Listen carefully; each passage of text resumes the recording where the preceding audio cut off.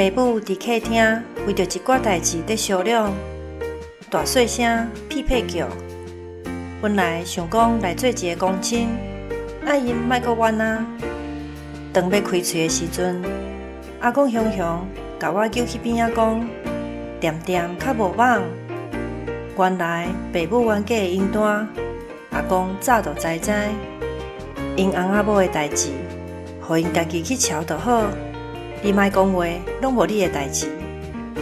阿公有影是老仙角，好佳哉伊有甲我动咧，若无可能我咬袂开喙，就会互因骂惨落。点点较无网，即句俗语是要甲咱提醒，若看人当在争论有巧角，咱嘛毋知要徛伫倒一边的时阵，上好是点点莫出声。